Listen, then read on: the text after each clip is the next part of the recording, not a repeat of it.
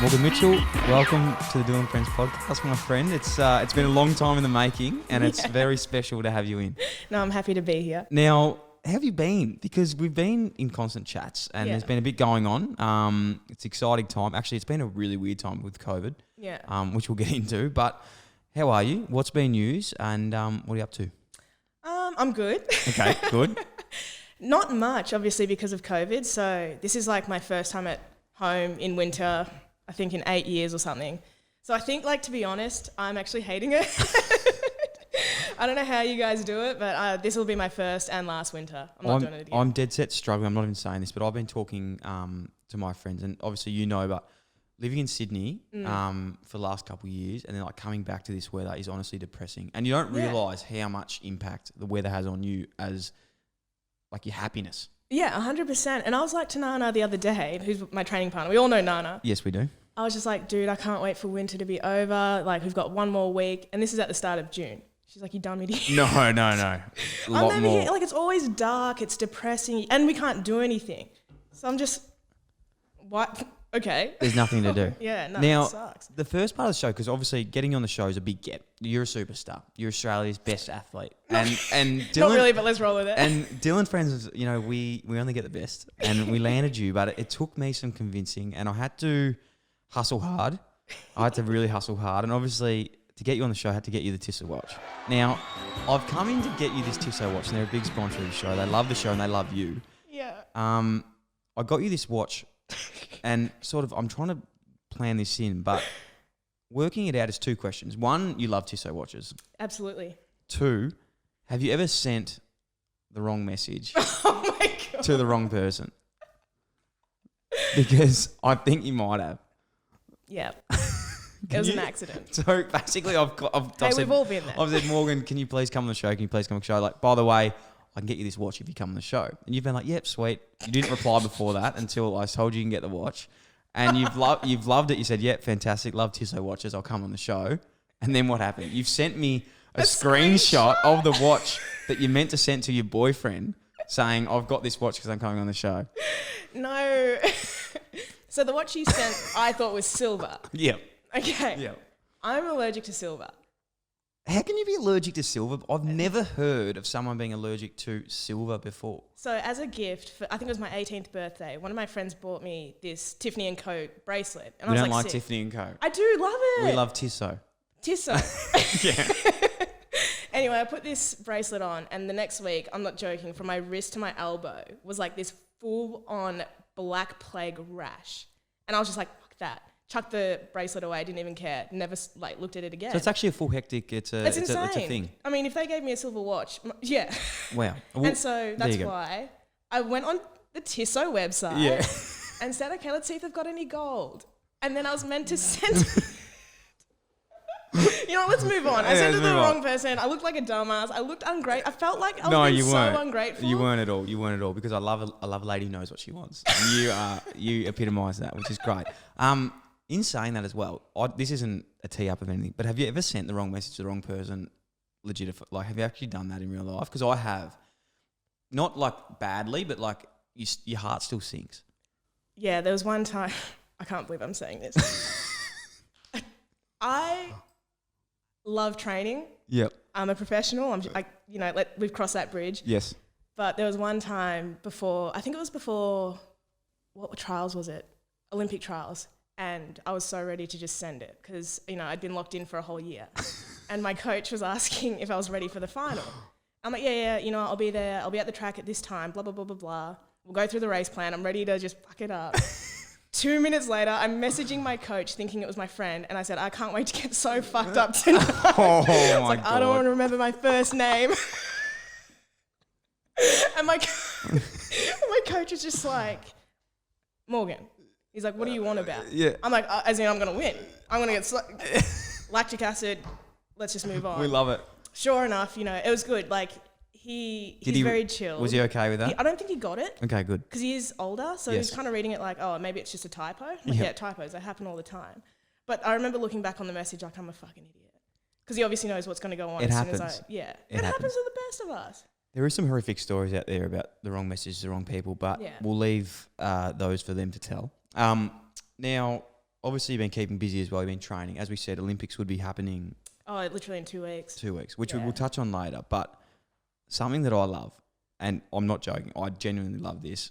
Headlines last month. This is fantastic. Of you just going, sticking it up the rest of them. Now, Hang on, what? I'm talking. Okay, talking I don't know what you're talking about, but I'm not sure what you're talking about. I actually don't know what you're talking about. I'm talking about the incident that occurred with Collingwood at the training facilities, because I love this. So talk me, because I'll be honest, I didn't actually understand exactly what's happened, but from my understanding, I don't think anyone did. Okay, from my understanding, you've been training at the running track, Yeah. and then they've come and said, "No, you can't do this because we're going to come train now." How did that actually play out? So we've been there we were training in lockdown for about 6 weeks, right? Yeah. And then we rock up and they're training. And I was like, well, we're usually, there's no problem. We're on the track and they're on the infield. And then the security guard comes up to Nana and I and was like, you guys have to get off. And I was just kind of like, you know what? I was like, why? Just tell me why. Yeah. He's like, I don't know. I'm like, then why are you telling me to get, isn't it your job to know? Yeah. I'm like, well, where do we sign up to train on this track? He's like, in there. And I'm like, so you're trying to tell me that we need to sign up for a public field, we need to sign up in a private facility where no one can get to except for one team. Yeah. He's like, well, I don't know. I'm like, well, it looks like I'm training. Yeah. And so we're waiting for the head guy to come down. The guys honestly didn't seem to care because they're training. They're focusing on what they're doing. To confirm this and put into to a picture as well for people, like, it's a football ground they're training, obviously, and there's a running track around it. That they don't use. Yeah. And we thought nothing of it because it's been okay in the past. And I think I feel bad looking back. We ended up running. The security guards were chasing us. That part was so funny because Nana is so quick. Watching them like try to stop us. Oh man, I was like, isn't it your job to, avoid like this from happening? Oh. And then we were getting yelled at by the supporters. The news reporters were there, and I was just kind of like, look, tell us when you're training. I would not have rocked up if I knew you were training. It just comes for me. I was like, this just comes down to professionalism. Whatever. Like, you guys are professionals. We're professionals. Come out with a time slot, and we wouldn't be here. And then this one supporter, oh my God, she's like, you guys are nobodies. Get off the track. Rah, rah, rah, let them play. I'm like, I'm closer to you than I'm closer to them. Like, than I am to them. It's fine. She's like, you don't get it. I'm like, you don't get it. And everyone thought I was being cocky because I said I'm an Olympian and fuck off or something. And I was like, no. Would have been fair enough. But she asked, she's like, what do you do? I'm like, I run. She's like, everyone runs. I'm like, but does everyone go to the Olympics?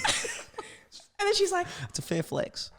And then I can't remember what Nana said. She's in the other room, but I wish we could get her out here because she said something so funny that just sent this chick off. Well, to be honest as well, like, it is it probably, like, I played footy, like, it's a big sport in Australia, but it does come back to maybe thinking like footy in an aspect, like a whole thing. It is a pretty arrogant game. Like, it is the biggest game. They want it to be the biggest game in Australia. Oh, we're going to say the world? Well, they don't play it anywhere else. So I was just thinking it can't be. But no, we all love footy. we do. But in terms of like athletes as well, like, you guys are up there with two of the best female athletes in the country. So to have that not like acknowledged as well is a little bit of a kick in the teeth. Like, it would have been pretty hard to cop, I suppose. I think it was for about 2 minutes. Yeah, you get over it. I don't have Facebook, but like some of the comments, I just thought, you guys literally stack shelves at Safeway. Okay. And then I remember we did Taco Tuesday. We got a little bit drunk, and then I thought, let's just call Shaq. Shaquille O'Neal. I was like, really arrogant, because you know what happens when you're drunk? You don't really care anymore. Oh, I do, yeah. We should ask him if he knows what AFL is. That's sorry. Can you just go back, because you can't just drop. You can't just drop in Shaq there and just like leave that there, because people are going to think that's a friend. You're talking about Shaquille O'Neal, like one of the biggest NBA players of all time. Yeah. We're skipping forward, but like, I don't know if we should go on it now. Nah. We'll get to it, because that's a big part of your story. Now, athletics. You played netballs as a young lass. Yeah. I think that fits there. But then transitioned into athletics. Now, what's the transition like of that? Because I have a good question to ask, I hope, on the difference between team sport versus individual. Yeah. So how'd that happen?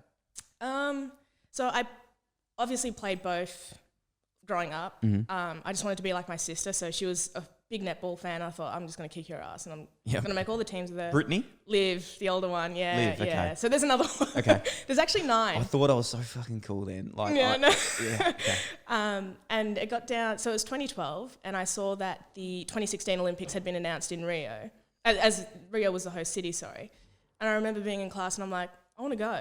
But I wasn't running at that point, I was just playing netball. And I started track back up, made the netball state team, went to, I think it was Tassie at that time for nationals, and then came back and ran in the Australian national championships as well. My first year back in 4 years. No one told me about World Juniors. It's like the mini Olympics for 17 and 18-year-olds. I get announced in the netball team for the Australian squad, and then I make the Australian team for track, but they're on at the same time. Oh. Netball, I remember the coach being like, yeah, world champs are in Ballarat. I'm like, fun. I'm from Ballarat, so watch your tongue. Watch your tongue, young lady. That is offensive. Oh, God's country. I was No, it was God's country. It was God's like, country, yeah. exactly right. And then athletics, the head coach was like, oh, you're going to Barcelona? Like, this is sick. And I didn't even think about netball. No. I was like, mad, I'm going to track. Because all I really wanted to do, honestly, as a 17-year-old, I just wanted to make the Olympics for the after party. Yeah. So to kind of make both teams choose one and then it just snowballed into me becoming an Olympian is pretty cool. But yeah, that was honestly the deciding factor. Like, if we got to go overseas for netball, I definitely would have stayed. Yeah. But I'm sorry, as soon as she said Ballarat, it's like, what are we going to do? Free time, you go, what's that gold mining place? Don't offend me like that, please. It's fun.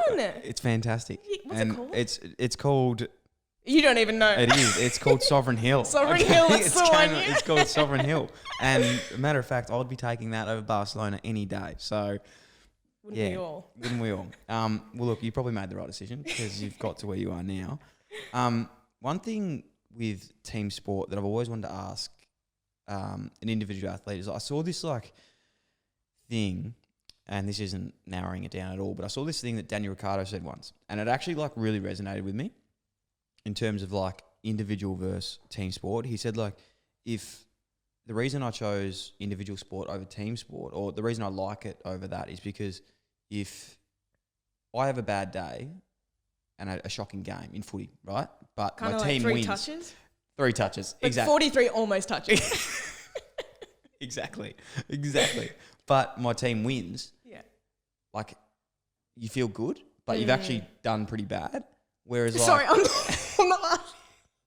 okay, it's offensive. But if I've played well, Yeah. which was very rare, very rare, but my team loses, you feel shit, but you've actually done a really good job. Yeah. Whereas, like, if you're an individual athlete, which you are, like, if you rock up and you compete in a day and you run well, like, you get the chocolates. But if you don't have anyone else to blame. Yeah. Like, is that something you can relate to? Yeah, definitely. But I think I never really, because I was competing in a team sport at such a young age, I didn't really care as much. So for me, we were very lucky though. We won every national, so it was not being arrogant, but it was like winning was normal in a sense. Oh my God, I feel so bad. But No, that's just, it was, 100%, you know, yeah, it's what it was back yeah. then. But for me, it was like, yes, I get to hang out with the girls. We're like a bunch of best friends that just get to do what we love. And then for me individually, like, I just get to travel the world and hopefully run fast. And if I run crap, at least I'm doing it in Spain. You know, like my mentality, because I was so young, I was just kind of like, well, whatever. As long as I'm enjoying it, I didn't really care. But looking back, like what he said, Daniel Ricciardo, it does kind of make sense, really. Yeah. But then, yeah, you have one bad race. And And you and wish it's you had a team. You wish you had a team. Yeah. I suppose you didn't realise you can blame someone else. Try running last. It's not easy. Yeah, true. Man, I used to be such a bitch. I think that's why I should just stick to the individual, because I am such a sore loser in a team environment. You need to be, Definitely, though. Like, you yeah. need to, well, like, to be, you know, an individual athlete, you need to have that sense of, like, you know, like, you need to want to win. Like, Yeah. you need that. And I think, for me, like, playing more of a team sport thing, like, and it's, I don't know if this sounds weird, but, like, and I don't even know if this is true, but thinking about it, like, sometimes the things I enjoyed about footy the most wasn't actually winning. Like, I was a competitive person. Like, one-on-one, I love being competitive. But it's harder to sort of have a competitive thing as a team rather than an individual, because when it's an individual, it's personal. Yeah. When it's a team, it's like we're against you. It's a group thing. But yeah, smarter people can finish that off. Yeah, I was like... I don't know where else going with that, so let's move on. your events, because obviously you run. Am I right to say started out in 400 was your main race, but now transitioned to 800? Yeah. So how did that sort of come about? Because I did Little Aths as a kid. Where at? Collingwood. Oh my God, that's so cool. Yeah. So Sick. one would say Bit of a background. I was cultured in that area of little athletics. I loved it. I was Little Aths. It was grassroots, and I loved Little Aths. Like I loved like the sprints. I loved the long jump, triple jump, high jump. That was my favorite sort of event. Love the sprints because if you see me play, I was blistering pace. So fast, just miss the ball every time. Just the pace never got used to full potential because it just a lot of almost sort of touches. But one thing I hated, and I'd like pretty much try and get out of because I'd feel sick with nerves, was 800 plus. So like 400, I'd be okay with because I was like, look, I can do it. It's one lap. But as soon as it went over, and it correlated into my career because I hated long distance. Like, do you feel like your event is like nearly? It is, in my opinion, the hardest event you can run. Really, is 800 meters. Has got to be some form of like toughness about that. Like 100 meters goes for 10 to 12 They're very seconds. lucky. Like yours go. What do you run 800 in? 2 minutes flat. Yeah. Okay, cool. Swag. That's impressive. Yeah, were you too flat? Yeah, that's sick. It's a long time though when you're at like full pace. Yeah. People say 2 minutes isn't that long, but when you're running at a lactic stage, like that gets tough. Insane. It's a hard race. Yeah, 300 to go. So why did you do? Why was it changed from 4 to 8? It started like, I mean, I just felt like I'd reached my peak with the 4. I should have run faster in certain races, yeah, sure, but I just, for as hard as I was training, I remember thinking this just isn't worth it, to be honest. Like some of my friends are running a second and a half quicker, and there also came the comparison with Kathy Freeman. There came, every time you'd step out in a crop top and briefs, someone would call you fat, and it was just like, I can't win in the 4. Either they love me, they hate me, they're trying to compare me to someone else. Yeah. I'm not getting any faster. I just want to either quit or try something different. And I remembered like when I was little, I used to love cross country, 1500s. So I thought I don't know how this even popped into my head at the time. I just saw Luke Matthews' mum walking in the pre-camp before Com Games, and I was like, Liz, would you coach me in the 8? Because I already knew I was on the way out of the 4. I just hated it. Com Games was the worst. And she's like, yeah. I was like, sick. I'm going to go on a 4-month Europe trip, get smashed, and I'll see you in August. And that's exactly what happened. I just thought, I don't want to quit. I want to try something else, and it'll be the 800, and I just want to prove everyone wrong and get back to it. So I think 2019 was such a good year in the fact that people are still, they were attacking. Anytime I stepped outside onto a track, someone had an issue with me. Really? So to finally overcome all of the negativity and actually do what we wanted our way and run 2 flat and make world champs, I was just like, am I allowed to say? I was just like, fuck yeah. Like, I finally fucking did something because I just feel like so many people look at me and think, oh, she's got everything. She's fine. She just needs to grow the fuck up. And I'm like, no. It's a very stressful life. Yeah. And I do have feelings. Like, you know what it's like being in the spotlight. People don't really know what goes on behind the scenes. So, yeah, that's honestly why I left. No, it's sick. It's actually an awesome insight because I think as well, like a lot of people, and like I'm not in athletics, I don't know this, but I appreciate athletes, I appreciate sport. Yeah. People would think, oh, okay, cool, like the transition from 4 to 8 is so easy. Yeah, no. But it's just like, it's a completely different thing. Yeah. Like, what were like, because I suppose in a way it would have helped you running at a pace that was quicker, but in saying that as well, like, you can't run that quick for that long. So you've got to like, more chill. Go back. Like, would it be a better transition going from 4 to 8 rather than like a 15 to an 8? Yeah, definitely. Because I think you're still running fast, but it's slower than the sprint. So for me, I had to get like fitter. Yeah, fitter. Yeah. But my speed was always going to be there for the 8. Like that's the easy part. But transitioning from 10K a week to 80, maybe 90, which is what I'm on now, it took forever. And I had so many sessions where I'd vomit, I'd cry, I'd bitch, I'd sulk. And now that I've run at the top level in both events, I can definitely say the 800 is 10 times harder. It's just 100%. Insane. Talk us through like, and this is going to make me feel sick already because like running, as I said, long distance was never a forte. Talk us through like a session, like what you'd sort of like get done in terms of like train for a 800, like because you do sort of people don't understand, like you do like longer sessions, sprint sessions, different sort of things. Like how far would you be running and what are some of the like times and stuff like that? Yeah, so for the 8, you know, like one of the hardest sessions I would do is 3x3 300s off of, I think it's a minute rest. So you just walk back to the start, go again. Okay. 2 minutes between sets.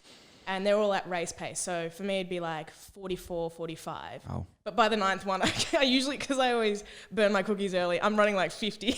Or 100. I was always leave it out there, like just like hit the wall hard. Yeah, and you're running backwards. Yeah. But that's the thing. I'd love for people to just come. I think yes, you get to watch the competitions, but if people could actually watch us train, then you'd understand why. How hard it is. Yeah. So for us, it's always just lactic. But then I'm trying to get fitter, so coach would make me do 4 to 5 by 1K off of a minute break. And the first time I did that, I think I got through 2.5. And then I just cracked it. It's disgusting. I was like, I'm going home. Fuck this. Like, as you said then, like if people could see what you did for one race, but in terms of the whole picture of it, because the game is the Olympics, right? So you're doing all that for one race, but then every 4 years is an Olympic game. So like you're training that hard for one race. Yeah. Well... You've got other comps, obviously. Yeah. But the end That's goal the would pinnacle, be the pinnacle of that.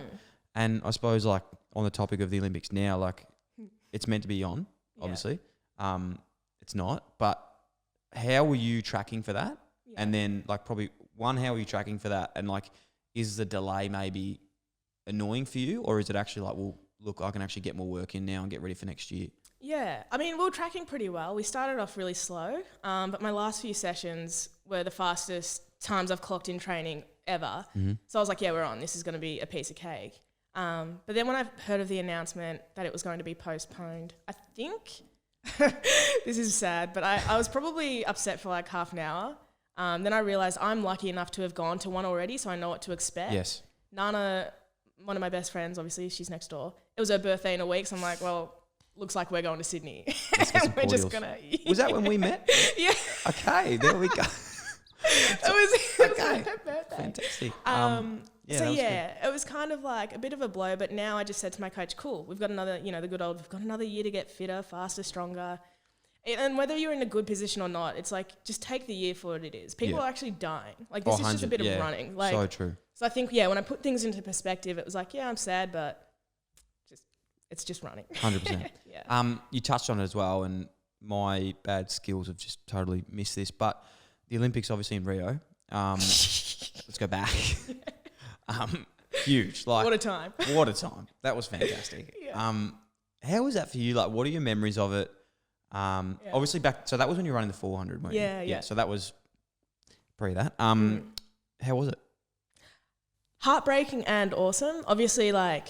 I almost ran a PB in the heat, then got too nervous and too excited and blew up in the semis, even though I was in PB shape. And you can't explain that to people, so I just left it. I'm like, pretty funny looking back now, like, ha, let's laugh at Morgan, but at the same time, it eats away at me.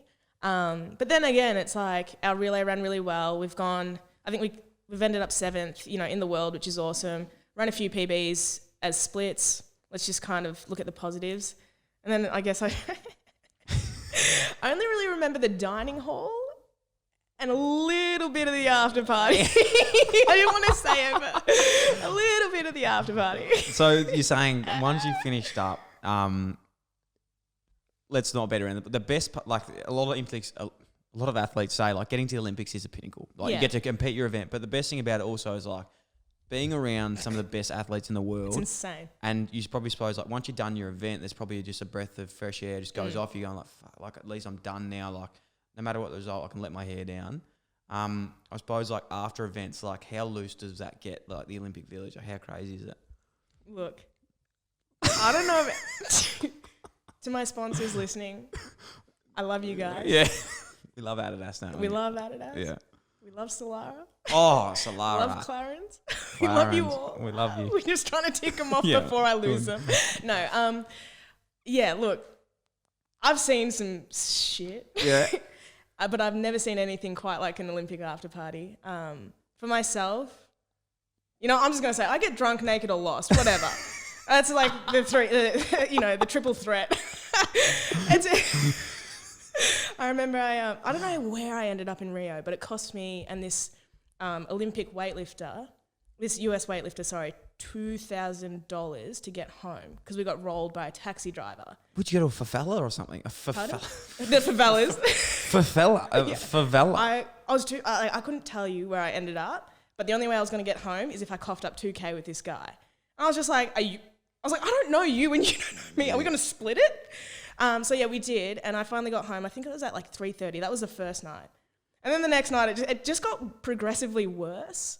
Like some of my friends that were there, I shouldn't say, but yeah, there was a lot of like swimming competitions and It's just the games. Okay. No, that's... Yeah, it's a lot of fun. Because you got to think like 4 years, you're quite strict. So once you do actually let the hair down, things just happen. I can imagine. Just say that. Things happen. No, it sounds fantastic.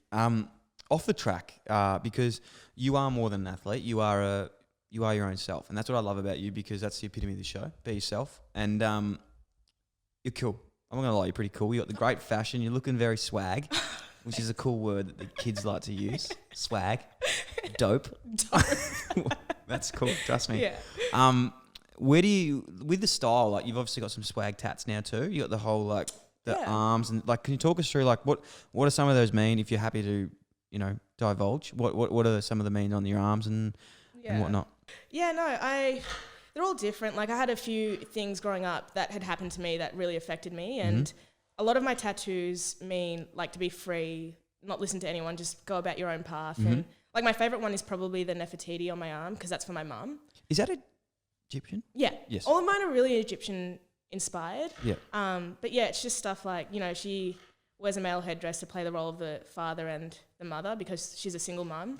Good on her. Yeah, I love her. And then like, I've got 2 teepees to represent me coming from a broken family, and I've got tats everywhere, but they all do have meaning. So it's kind of funny. Like people would ask me, 23, do you like Michael Jordan?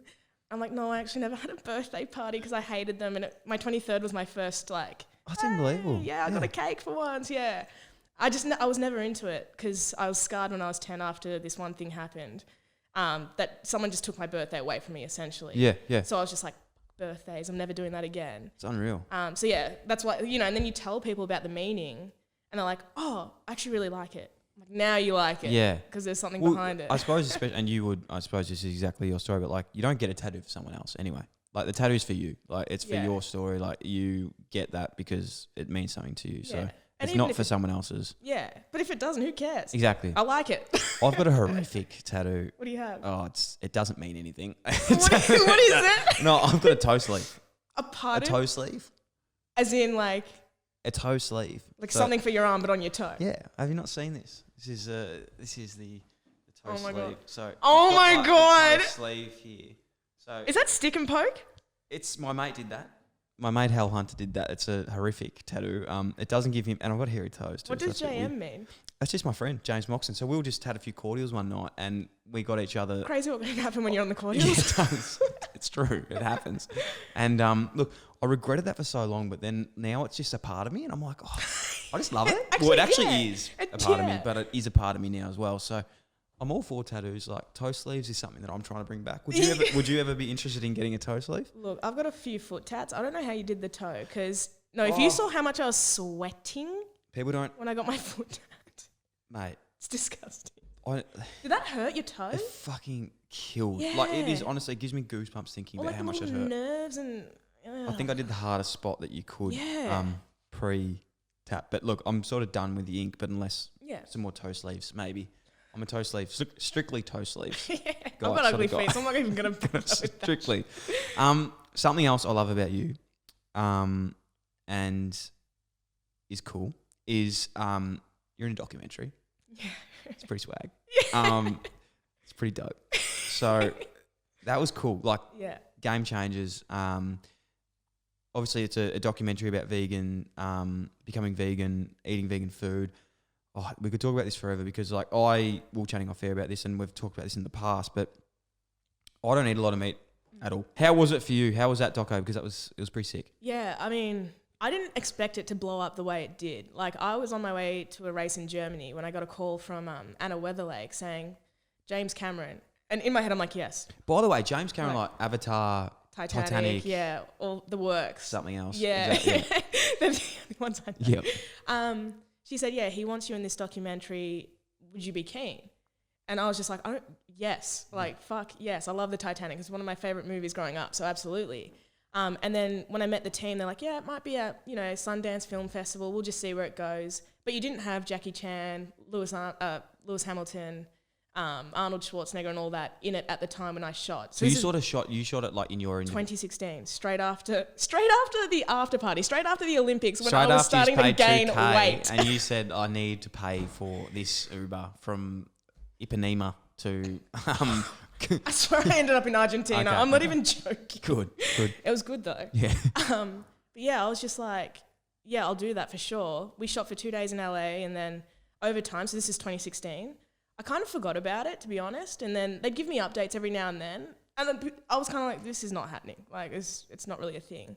Then I think it was, early 2018, they're like, we want you in a small premiere in Canada. Sick, okay, I'll go to that. Met a few of the team, a few of the cast members. And then by 2019, they're like, we're going to be on Netflix, iTunes, Arnold, Serena, like all these names, Chris Paul. I was like, hang on, is this the same documentary that we shot 4 years ago?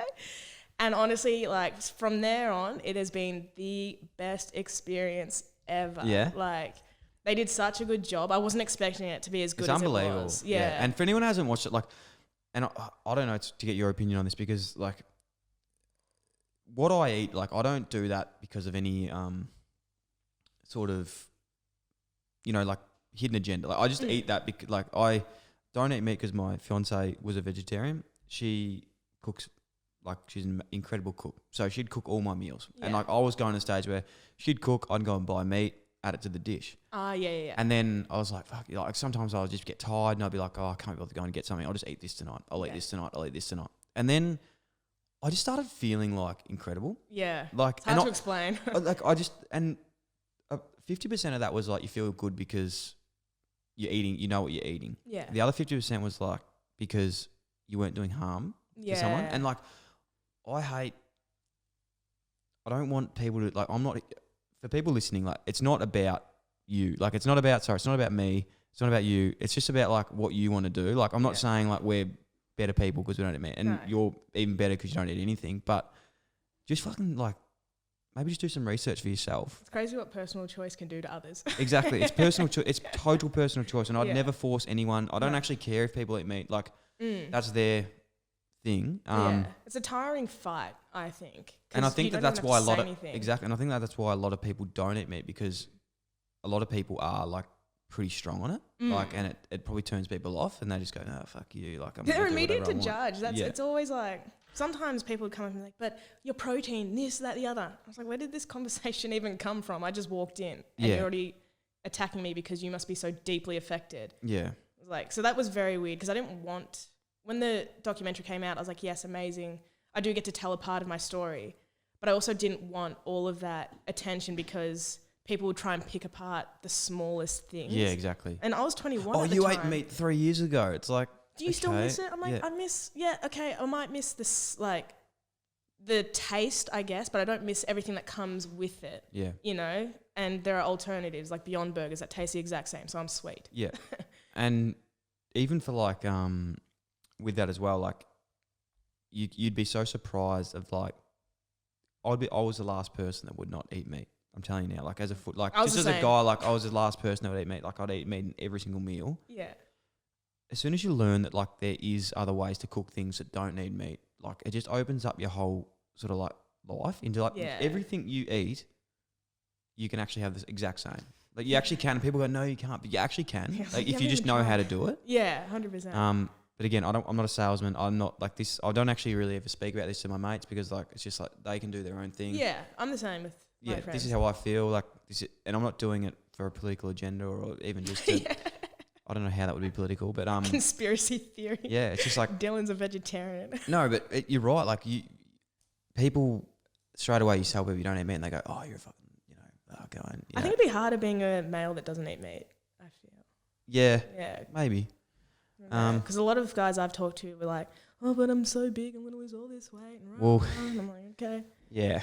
It's never been a massive issue for me. Like I never have had robustness to get through that. But I think, like, for example, like when I first started footy, they said all you need to do is eat steaks. So I'd eat all these steaks and have like a really bad relationship with it because I'd be force feeding so much meat that then I'd actually turn to like not really enjoy it. Yeah. And then learning that, you know, you don't actually have to have that all the time and whatnot. But look, people, you can do whatever you want. That's fine. Something that's very cool that came out of the Game Changers stuff is obviously it's a big audience, Netflix. It's a huge audience, obviously pumps up the profile. From that, other people watch those shows. So was there anything that cool that came out of that? Because I know, as we spoke about earlier, Shaq was one of those people that slid into the DMs. And that's pretty cool. Yeah, that was sick. How did that happen? Yeah, he just had watched me on Game Changers. When did he reach out? Yeah, he just reached out on Instagram, actually. And I was like, oh, yeah, sick. Let's be friends. Like, whatever. Like, I didn't... So he followed you and you were just like, what the fuck? Just slid right into the DMs. Yeah. Let's be clear on that. Yeah. And I don't know. What were we saying? No. Yeah, so we just connected real quick. But it was just so cool because there were moments where, like, you know, Pamela Anderson, who I grew up loving, followed me on Twitter. Conor McGregor followed me on Twitter. Conor McGregor. Travis Barker. People I love. Hector Bellerin, the Arsenal soccer player. Like, these names, I was just like, what the fuck is going on? Like, people actually watch me. They've, you know, somehow taken that much of an interest that they're, like, typing my name in on their search bar. Yeah. It is humbling, but at the same time, even if I tried to act super arrogant with it, my family would just be like, shut the fuck up. Like, you're still the girl from Werribee. Yeah, but that's incredible. Like, so obviously Shaq, we'll talk about that in a minute, but in terms of the other names, like, you know, saying Conor McGregor, Pamela Anderson, have you ever, like, obviously followed them back, I'm hoping. Was there any, like, correspondence that ever... You know what? I feel like it's that unwritten rule on social media that you just don't. Yeah. You just appreciate it for what it is. Just and if the perfect opportunity comes up, then do it. Okay. So, like, I think for me, Pam Anderson was the biggest one because I'm like, who didn't love her as a kid? Male or female? Yeah. Oh, you know, like... animal rights activist, really good body, fit, Baywatch, whatever. But yeah, so that's why I haven't reached out because I don't want to be that person. Yeah. Until I might, you know, hey Pam, I'm in LA. What are you up to? She wouldn't reply because I just know she wouldn't. She'd be like, you know, unfollow. Know. What a freak. You never know. But you're saying the perfect moment. Mm-hmm. This could be the perfect moment. Should we do it right now? This could be the moment. What I'm putting to you is a dare, and it's a one-way dare. Okay. But a one-way dare. It's a one-way dare, and I want you to send a photo of us to Shaquille O'Neal. I can call him, see if he answers. Please call him. Oh my! But what if he doesn't answer? No, but what if he does? All right. Let me see. Big Shaq daddy. Let's try this. So one thing you need to know about me is I have an incredible fear of rejection. Like, I don't ask people to do stuff.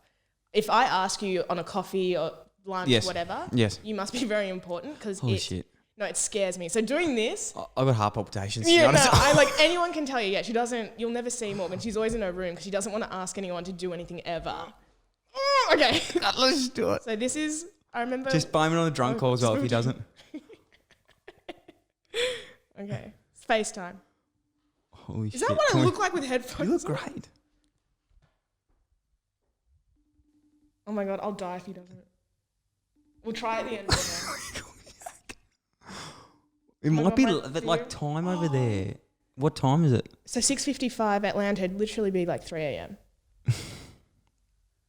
Any bet he'll call back at 8.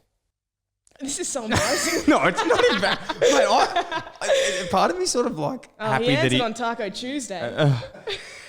Part of me sort of happy he didn't answer because I was like, I don't even know what I would say. Yeah, me neither. Honestly, I just like, hey. When he calls back, I want you to try and record it, and we'll add for it sure. Yeah, later. 100%. I wish I screen recorded the one that we had the other day. It was so funny because it was 3 a.m. We did call him around this time. So Shaq's pretty much my friend. Yeah, pretty much. Like, he was meant to come to Australia, hey? I don't know. He didn't tell me that. He didn't tell me that. I didn't know that either. Moving on. What else, I suppose, like in terms of Shaq, Conor McGregor, all these people, what's been probably the coolest thing that's come out of it? Like, obviously we were talking before, like the sponsorships. everything that's come out of that, what's something that you just, and I know that you're obviously very modest, you don't want to pump out, but what's something else that's really cool that's come out of it all? That's a tough one because I think it's just everything that we've touched on. I think it's just experience. Like I probably now have made a lot of contacts in America, which is nice. So I'm hoping to set myself up after I run. Would you live there? I'd say yes, but only temporarily. Like I'd do max 2 years before coming home. I definitely wouldn't call it home. But yeah, for me, it's just like I've met some really cool people. You know, I have obviously been in a documentary with one of the biggest directors. I hope one day I can just be like, look, I'm poor, broke, destitute. Good on the resume. Will you put me in a movie? Yeah. Like, I'd like to try acting. I know I would suck, but with that attitude, come on, man. You can't be thinking like that. It's a whole new world. Like, I don't know if I could just drop my personality and be someone else. You know what I mean? You're very charismatic. You can do whatever you want to do. Yeah, exactly right. But yeah, so for me, it's just, I don't know. I think it's just going from an athlete to, you know, all of being able to touch on all these different avenues is just really cool, I guess. Bloody oath. And I suppose, as you just touched on then, you want to do at different avenues, but athletics obviously lasts for so long. Footy lasts for so long. Sport lasts for so long. What do you see that long-term plan? Like, have you even thought about transitioning out of sport at some stage down, like, you know, long down the track? Yeah. Have you got side hustles? Have you got anything that you're passionate about outside of running? Yeah, so I'd like to get more into fashion design. Hopefully, if I stay with Adidas, obviously I'd like to just jump over to Germany and get that cracking. But I think I'd like to be, I don't know, I've always wanted to present the weather. Is that weird? I don't know if that's weird or not. It's not weird. But I've always just wanted to be like, Melbourne, you're burning up today, suck shit, stay indoors, otherwise you're going to die from dehydration. Melbourne doesn't burn up. So I'm not going to be a weather lady. But that'd be cool. But yeah, for me, it's just like, I've had all of these different opportunities. I don't really know where I want to go just yet. Yeah. But I do know I'll always be traveling. So if it's a job that can get me on a plane, then I think I'll be pretty set. So it's so cool to think about because, like, for you as well, like, how old are you? 25. 25. So young. That's very young. Nah, it's young. I'm 27. Oh, I thought we were the same age. No, we're not. Obviously. 2 years difference there, yeah. But yeah, it's so cool to think, like, if I could go back like 2 years and, like, you've already got those aspirations and you got such a good platform now. Like you said, you've been in a documentary. Like, it still doesn't hit me. Like, the way you say it, I'm like, it's actually not that cool. No, but I'm like a bit of a freak because I love documentaries. So, like, documentaries get me up. Like, they get me excited. I like watching documentaries. Hang on. It's just, Why don't we start that again? You enjoy watching documentaries because they're very informative. I like learning. I'm a learner. I'm a sponge. As you'd say, I like to just suck in the information. Suck. Jesus Christ. I can't. Yeah, neither. You're a creep. You're a creep. I didn't say it. You got a dirty mind. Anyway. Yeah. So I like documentaries and I watch a lot of them, but to be on one's obviously a massive tick. I'd love to see an Adidas collab coming up. I can see that. Yeah. Would it be sportswear or casual? I think I'd like to do casual, but I'd also like to bring that casual element to sportswear because more people want to look cool rather than just perform well. I've always been a big believer in that whole, like, look good, feel good, train good. But also I just want to meet Kanye and Pharrell and just be like, let's get something going. Even if it just means I have to bring Kanye his coffee for a year, I'd be happy with that. You know what I mean? Yeah, so that's my next plan, is just to hopefully, like, finally be like, here are my designs, take them and just run with them. So have you started those conversations with them? Like, because you're obviously with them already. You got to deal with them and they know that that's on the cards. Yeah, so I helped with the, I gave creative direction, should I say, to the kit last year. So the racing kit that all of us... The Australian kit? No, the Adidas sponsored kit that all the international athletes run in. But there are just so many things, because I'm contracted as an athlete, it's very hard to get into that world because they fear it may actually take away from my performance, even though mental health and all that, for me, it actually makes me want to run faster, because going to Adidas headquarters is like, what's that movie? The one where they go to Google? The Internship. That's a good movie. It's exactly like that. Yeah. And for me, I'm just like, this feels like family. This is awesome. This is why I want to be here. Like, I want to run and be able to, help other athletes kind of look good on the track and blah, blah, blah, blah, blah as well. So something just lastly to touch on, Hang on, my phone just buzzed. Let me just make sure. I don't know. It's probably...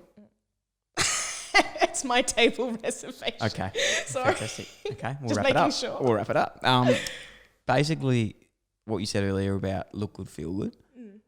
I don't think there's anything true about that. Like, if I was going into a game and you like the way you feel, you like the way you look, you feel good, like you're pumped up, you're ready to go. Yeah.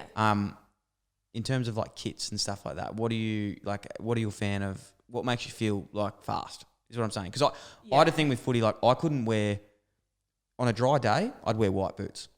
Right? Oh yeah. But on a wet day where I knew I had to be tough, I'd wear my black boots because I thought like my dark boots, like, mate, they brought out that toughness. Yeah. But then I felt like if I was on a dry day, I'd wear my fluoro, like, I'd wear like something that made me feel quick. Yeah, that's sick. I did not know. That's actually cool. I wouldn't have picked that. Yeah. So you really think of, even in footy, because it's quite limited because you have a set uniform. So your boots are like your personality. Your boots is your personality in footy. So like going back in, obviously designs come a long way of footy boots. Like every single pair in the 80s, 70s, 80s was a black pair of boots. What were your favourite? Don't say Predators. Predators? I loved the Adidas Predator. Like David Beckham wore. That was that was the first huge. That was the first white boot that you were allowed to wear. Like I remember my old man, because he was old school. Yeah. He was like, "You're not allowed to wear white," because that was like the Leary thing. Yeah. And those David Beckham boots were like the coolest boots. They had the strap that you could like bring over. Like they were sick. But athletics would probably be the same when you're competing for Australia. But you would wear what sort of shoes would you? You'd have to wear what they give you. On the Aussie team? Yeah. No, we're allowed to wear our own footwear. So for me, like, I really love I have like a pair of Yeezy desert boots, which I love. Swag. I just gave some Yeezys to Nana because I didn't really like the colorway, but I tried it. Yeah, I like the Yeezys. And then I'm pretty simple, like just Supercourts or something. As long as they're white, I'm pretty sweet. Supercourt is the best shoe. Yeah. I got my Yeezy 500. That's sick. Yeah. But yeah, for the Aussie team, it's funny, like, we'll wear the uniform, but I'll always make sure to try and bring some vintage Aussie kit or Adidas kit that's green and gold that I can wear around the village because they're the same colours. Yeah. Because I just like big, baggy, loose type stuff that just makes you feel comfortable. I don't really like compression, and because we already have to run in that shit and it's too tight. Like, it's funny you say that because, Damon, we have a hoodie over here. Oh my God. Over there. Sorry, mate. I should have worked. Oh, there it is. Here it is. We have the Dylan Friends hoodie. I got you a large because I thought you like it baggy. But is this a new design? This is a new drop. I saw this. Okay, so with the Tissot thing, thank you. And a tee. Oh my God. Because I saw this literally maybe 2 days ago. And I remember thinking, fuck, I want that hoodie. That's actually really cool. There it's you not go. silver, it's navy. It's not silver either. You won't get allergic seriously. reaction. Do you design these? I do. Like when I say design them, like I pick the fonts. Yeah, that is sick. But it's like a goosebump sort of font. You can That's rock that. So I didn't ask. I don't know whether I didn't ask for this. Maybe you could do the. That's sick. Give on a Shaq. I mean, do you have like what would he be like like 5 times X? Yeah, he'd be a big boy. Morgan, you've honestly been a treat. It's been fantastic to chat, and I know you're a very, very busy woman. Morgan, thanks so much for your time. I really appreciate it. Can't wait to see you in the Olympics. Can't wait to catch up, chill out, cordials, post-COVID. Morgan Mitchell, thank you. Thank you.